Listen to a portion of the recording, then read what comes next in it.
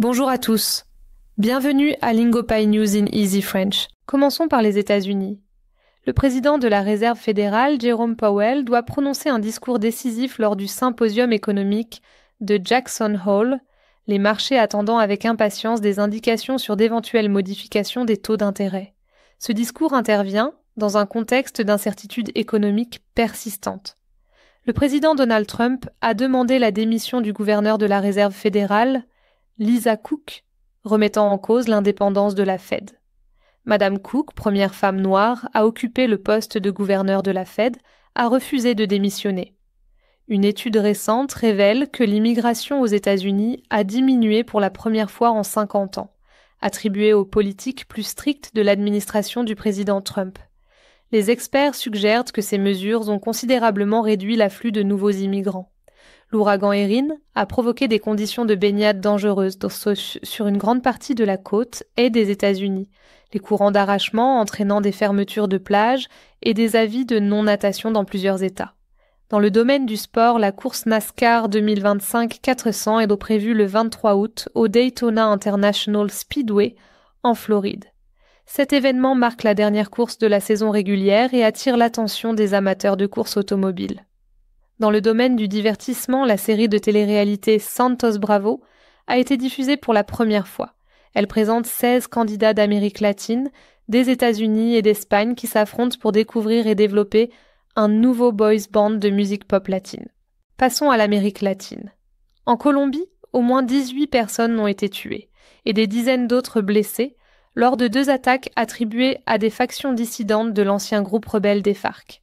Ces incidents mettent en évidence les problèmes de sécurité persistants dans la région.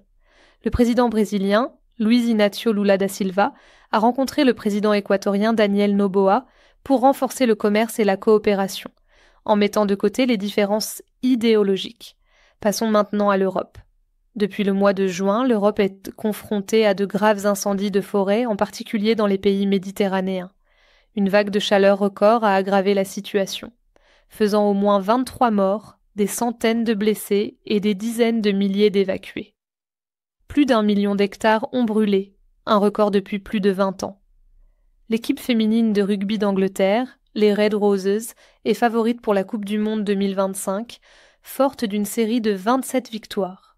Elles veulent se venger de leur défaite en finale de 2022 contre les Black Ferns de Nouvelle-Zélande. La finale devrait battre des records d'affluence à Twickenham. La Gamescom 2025, qui se tient du 20 au 24 août à Cologne, en Allemagne, présente des expositions majeures telles que les diffusions Xbox, le Future Game Show et la diffusion Bethesda. Les participants peuvent découvrir des démos jouables de titres attendus. L'événement comprend également des présentations de jeux indépendants et des interviews de développeurs, offrant ainsi un aperçu complet des jeux à venir sur les différentes plateformes. Enfin, nous passons à l'actualité internationale.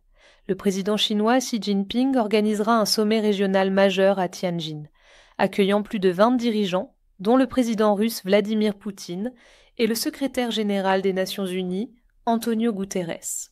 Le sommet vise à renforcer la coopération politique et sécuritaire entre les États membres. Lors de la conférence internationale de Tokyo sur le développement de l'Afrique, le Premier ministre japonais a proposé de créer une zone économique océan Indien-Afrique, afin de stimuler les liens économiques entre les deux régions. Le Japon s'est engagé à accorder des prêts d'un montant de 5,5 milliards de dollars et prévoit de former 30 000 experts en intelligence artificielle pour soutenir le développement de l'Afrique. Cela conclut nos principales nouvelles d'aujourd'hui. Merci de nous avoir rejoints sur LingoPie News in Easy French. Nous reviendrons bientôt avec une autre mise à jour sur les dernières nouvelles. Merci pour votre attention.